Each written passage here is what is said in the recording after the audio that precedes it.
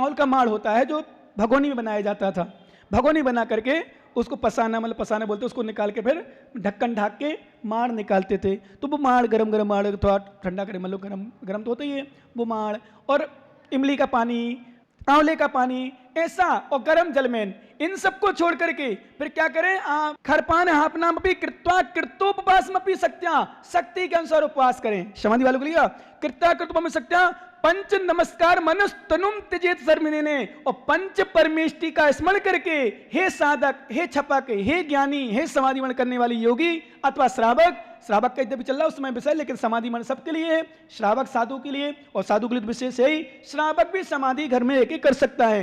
तो श्रावक के लिए तो दिया, पहले घर पाने आहार आदि का त्याग करें, स्निग्ध आदि पदार्थ रखें, उसका भी त्याग करें, स्निग्ध मतलब दूध आदि, दूध दही छाछ आदि, इसको त्याग करें। फिर वो आचा मतलब खरपान रखें, यानी इमली का पानी, और पानी जिसमें पेट वगैरह साफ रहे इसलिए गर्म पानी, उसका भी त्याग करें।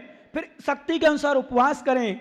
वो उपवास करते हुए क्या करें, तो पंच नमस्कार मनुष्य, मन से पंच नमस्कार का स्मरण करते, तनुम त्यजेत सर्व इतने ने, संपूर्ण इतने के द्वारा प्रत्येक के दूर शरीर को छोड़ें, क्योंकि शरीर छूटना ही है, और जिसको छूटना उसको छोड़ो ना। जैसे आजकल मैं चिंतन करता हूं, सच में दुनिया को छोड़ना ही है, तपन छोड़ो उसके पहले। जैसे आप लोग ये बताओ, मैं आपसे प्रश्न कर रहा हूं, जितने लोग यहां से गए सब छोड़ के गए ना मकान जमीन वगैरह, आपके पिताजी चले गए क्या केसरी लाल जी, मकान दुकान ले गए होंगे? नहीं नहीं बोलो, वो हंसो नहीं, कुछ लेते ही है ना। अब सुनो, आप भी जाओगे तो, अब सुनो, अब हम अपने विषय में बताएं। डंडा कंडा जानते हो ना, डंडा जो उसमें रखा रहता है, आग में लगा रहता है, कंडा उसमें आग में डला रहता है, तो डंडा कंडा के साथ निकलना है। जाओगे घर से निकाले जाओगे, पत्नी भी कहेगी धर्मात्मा होगी ना, जल्दी ले जाओ, जल्दी बहुत हो गया समय, जीव पड़ जाएंगे, शाम होने वाली है, जल्दी ले जाओ। परिवार के लोग भी कहेंगे, ऐसे कहेंगे, मतलब बोलो ना, हाँ कहेंगे ना। अब सुनो, हे ज्ञानी, हे टावे मुक्षु, हे ज्ञानियों, डंडा कंडा के साथ निकाले जाओ, डंडा कंडा के साथ निकाले जाओगे, और डंडा कंडा के साथ निकाले जाओ, उससे अच्छा है पिछी कमंडल के साथ निकल जाओ, तो तुम्हारा कल्याण हो जाएगा। न तो डंडा कंडा के साथ तो दुनिया निकलती है, दुनिया जाती है, समझ गए कि नहीं। घर से निकाले जाओ, उससे अच्छा है निकल जाओ। एक बार मैंने इधर बताया था, संभवतः बूंदी में अथवा अलौद में, अथवा जहां भी जयपुर वगैरह में बताया होगा। एक बार किसी ने मुझसे प्रश्न किया, बोले महाराज आपने कपड़े क्यों उतार दिए, एक अजैन ने, शर्मा होगा क्या नहीं, तो मुझसे पूछा, बोले महाराज आपने कपड़े क्यों उतार दिए, घर क्यों छोड़ दिया। मैंने दो प्रश्न, उसने दो प्रश्न समाधान। मैंने कहा भैया घर तो सबको छोड़ना है, तुम्हें भी छोड़ोगे, लास्ट में सबको छोड़ने जाना है, मरना सबको है। बोले कपड़े क्यों उतार दिए, मैंने कहा कपड़े सबके उतारे जाते हैं। तीसरी चौथी पढ़ता था, जब गया था, एक दादाजी की मृत्यु हुई थी, तो उस समय समझो, उस समय ज्ञान नहीं था। एक बार गया था मैं किसी दूसरे में, लगभग 16-17 साल की उम्र थी।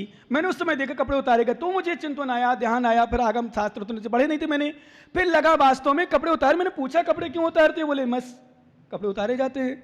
फिर ध्यान चिंतन किया, साधना की और स्वाध्याय किया, फिर गुरु संघ में आया, संघ में मिले, महाराज उसमें मिले, फिर चिंतन में आया, फिर ध्यान में आया, फिर लगा वास्तव में कपड़े उतारे जाना है, कपड़े उतारे जाना है। और हर व्यक्ति का मरने के बाद, चिता में लेटाने के बाद कपड़े काटे जाते हैं, फाड़े जाते हैं, निकाले जाते हैं, ज्ञानी ध्यान रखना।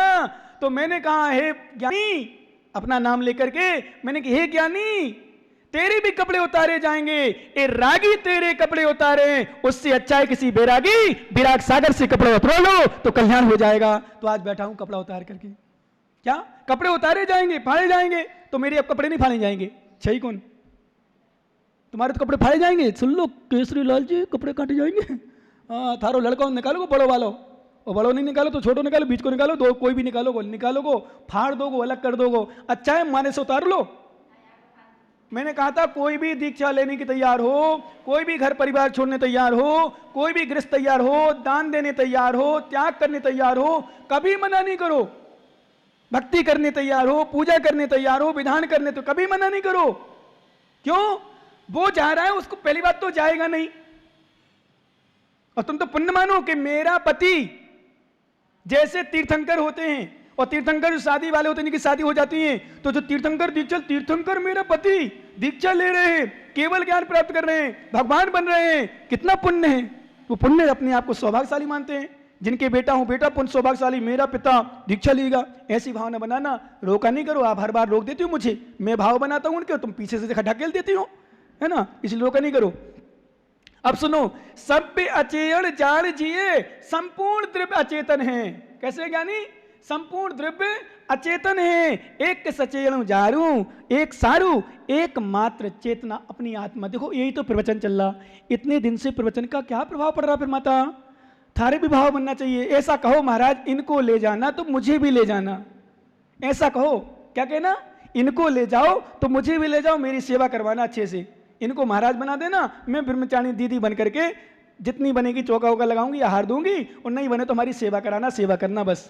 तब तो मान सकते हैं अच्छी भावना है, प्रवचन सुन के कुछ लाभ हुआ है। महाराज इनको मत ले जाना, ये के पीछे का ही पड़ गए हो, तुम्हारे पीछे पड़ गए हो, कहाँ कम ले जा रहे हो?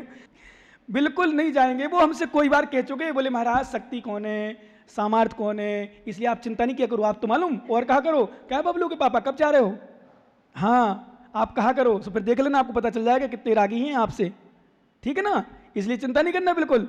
वो तो कह चुके बोले महाराज घर में रह रहे हैं, परिवार में रह रहे हैं, पर हमें से घर से राग नहीं है, पर ठीक है अब शक्ति नहीं है, सामर्थ्य नहीं है। हम लोग भी कहते हैं सामर्थ्य नहीं हो तो घर में रहना चाहिए, शक्ति ना हो तो घर में रहना चाहिए। यहाँ यश करने नहीं आना, यहाँ खाने पीने नहीं आना, यहाँ मस्ती करने नहीं आना, घर में रहो, साधना करो जितनी हो सके, और नहीं हो सके तो साधक की सेवा करके ही साधना करो, यही साधना है। साधकों की सेवा करो, साधकों की सेवा करो, आहार दो, चौका लगाओ, सेवा भैया प्रति करो, क्या यही करो, कुछ नहीं करना, और यही तुम्हारा पुण्य है। पर शक्ति हो अच्छी तो आना, नहीं तो बदनाम मत कराना जिन लिंग को, जिन भेष को, तीर्थंकर के भेष को, धर्म को, जिन धर्म को। शक्ति क्षीणों को दीक्षा नहीं लेना चाहिए। इसलिए हम लोग ध्यान रखना, पहली बात तो आचार्य लोग, हम लोग जो भी दीक्षा देते हैं ऐसी नहीं देते दीक्षा कि जो आए मुड़ा दो, मुड़िया कर दो। हम चाहे तो तभी तक तो दीक्षा देते तुम्हारे उस ज्ञानी को, पर नहीं दिया मैंने। अंदर की भावना देखता तो मैं जानता था क्या पोजीशन है। हल जब देखो जब मम्मी, जब देखो जब पापा, जब देखो मौसी, जब देखो मौसा, तो मैंने किया का मतलब ये तो राग है। बस वो बात सुबह बता रहा हूँ, साल भर में दीक्षा दे सकता था उसको, वो बना देता महाराज, क्योंकि 2-2.5 साल तक बढ़िया व्यवस्था चली। पर मैंने कि नहीं अभी नहीं, बिल्कुल जल्दबाजी करना ही नहीं। आचार्य से क्या आज्ञा आ चुकी थी, आशीर्वाद आ चुका था, पर मैंने और कुछ जो मेरे साथ रहते थे उन्हें महाराज थोड़ा देख के रखना, थोड़ा सोच के देना, क्योंकि दीक्षा एक बार की थोड़ी है, एक दिन के लिए थोड़ी है।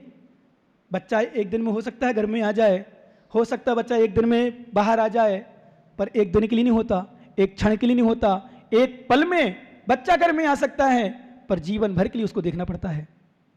बताओ, है ना, जीवन भर। ऐसे दीक्षा हंसी खेले आजकल जो भी यहाँ दीक्षा दो, कई आचार्य फैले, कई आचार्य उन्हें आए वो 2 महीना देखा, महीना बाद देखा, अच्छा देखा, भक्ति देखी, आओ देखो कैसा है, मूड कैसा है, दिमाग कैसा है, स्क्रू कैसा है, राग कितना है, मोह कितना है, क्या करता है क्या नहीं करता, कुछ नहीं देखते, दीक्षा दे देते हैं। ऐसी दीक्षा देने वाले फेल हैं और दीक्षा लेने वाले फेल हो जाते हैं।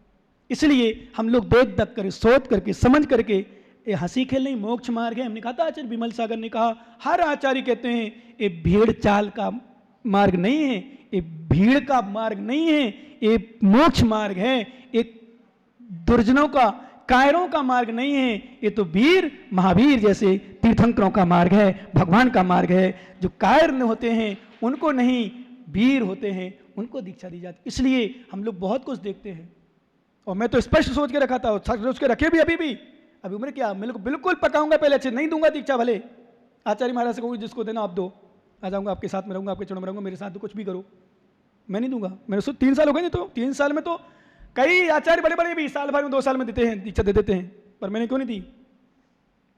क्यों? मैं तो स्पष्ट है मुझे, मैं तो सच बताऊं, और सच भी है, मैंने बहुत अनुभव किए, मैंने बहुत कुछ देखा है संसार में। मुझे नहीं चाहिए प्रशंसा, मुझे नहीं चाहिए नाम, नहीं चाहिए सम्मान, मुझे कुछ नहीं चाहिए। मुझे तो बस आत्मकल्याण हो और परिणाम निर्मल रहें, विशुद्ध रहें। क्योंकि जो योग सार चला रहा हूँ मैं, सच बताऊं, आपके लिए है 10%, आप निमित्त बने हो, क्योंकि 90% मैं स्वयं के लिए सुनने के लिए सुना रहा हूँ।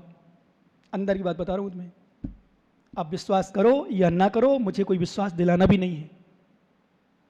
दिला दिया विश्वास खूब, और देख लिया कितना विश्वास है, पर वो भी चिंता नहीं है।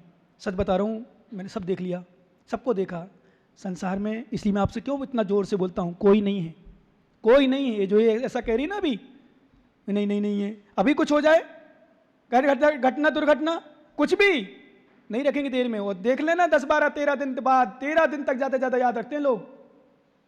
घटना घटी नहीं आप लोगों के घर में क्या? 13 दिन ज़्यादा, 14वें दिन तो मालूम बच्चा रोता है, मम्मी पापा कहाँ गए? अरे बेटा क्यों चिंता, मैं हूँ ना, क्यों हल्ला कर रहा है, क्यों डर रो रहा है, मैं हूँ, मैं संभालूंगी ना तुझे।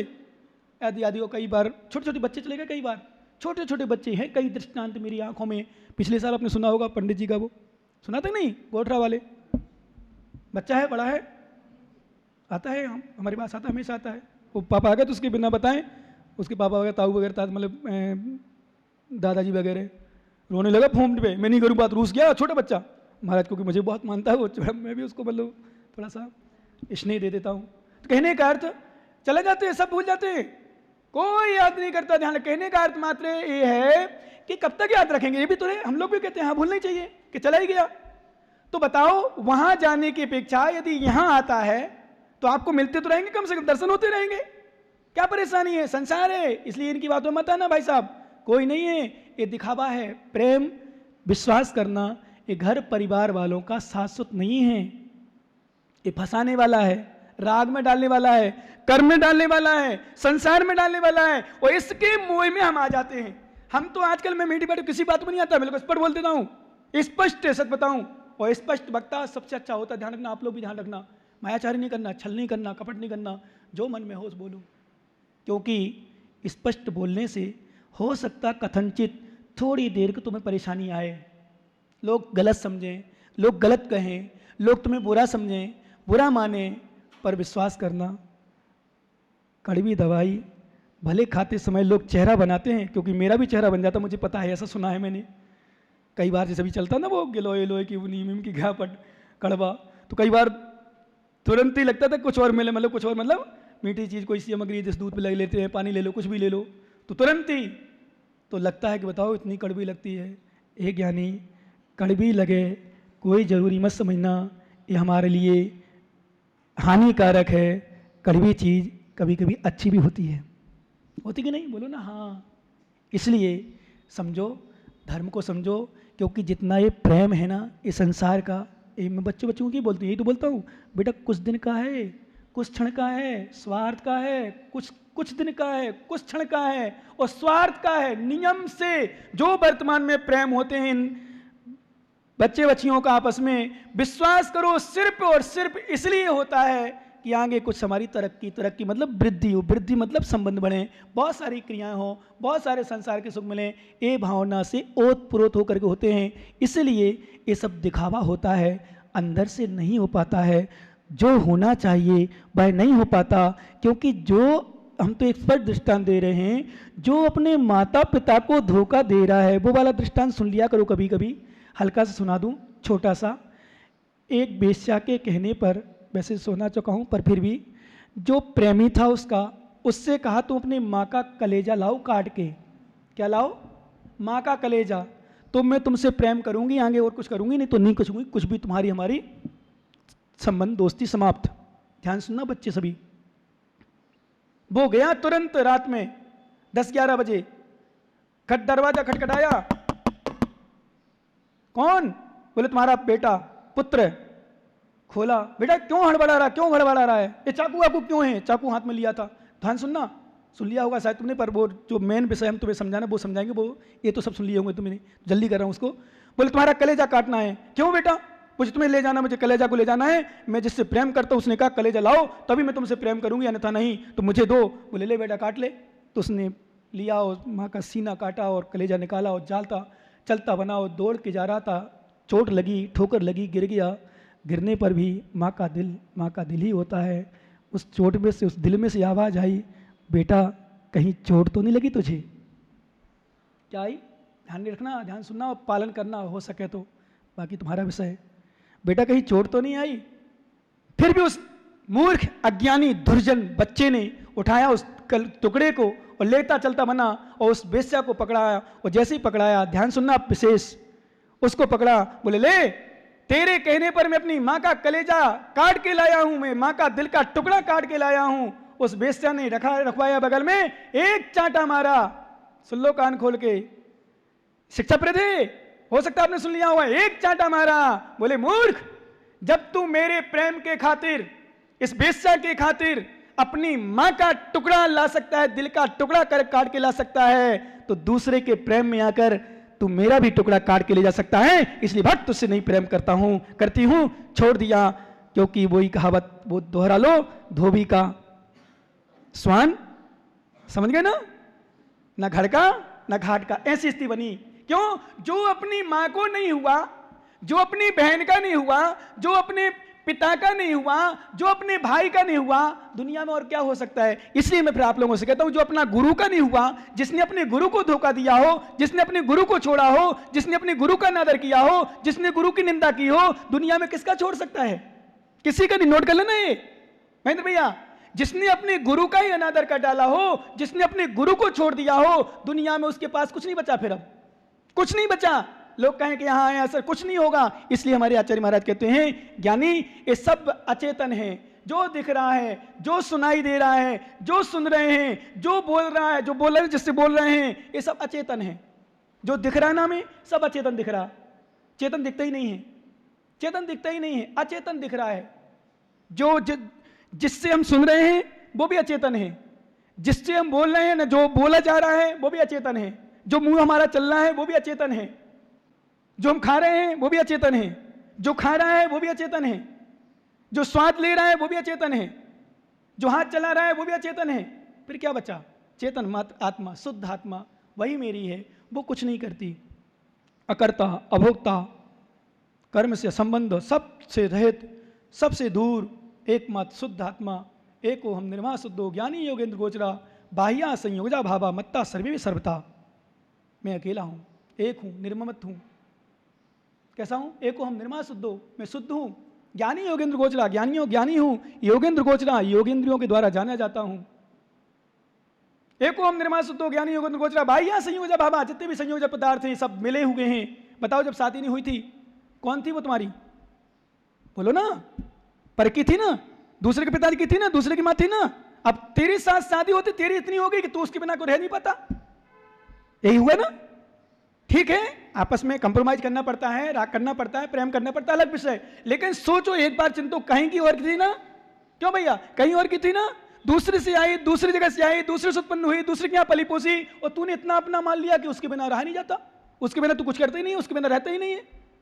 ये क्या है? पर में राग लगा लिया। तू जान रहा है, देख रहा है, चलो ठीक है, बच्चे तुम्हारे सामने आए, ये तो पर स्त्री है, जो स्त्री है मतलब पर से आई ना, पर जगह से आई, पर जगह पली, दूसरी जगह पढ़ी, पढ़ी लिखी, सब कुछ हुआ। इसलिए आचार्य कहते हैं, जो जाने बड़ परम मुनि लहु पाप विस्भाव पारी। एक चेतन आत्मा को जान लो, इनको जानने से परम मुनि ज्ञानी लोग लहु पाप भव पारु, शीघ्र ही भव पार हो जाते हैं, अर्थात संसार से निकल जाते हैं, मोक्ष अवस्था को प्राप्त कर लेते हैं। इसलिए आत्मा को जानो, पर को छोड़ो, इसी में कल्याण है। भगवान महावीर स्वामी की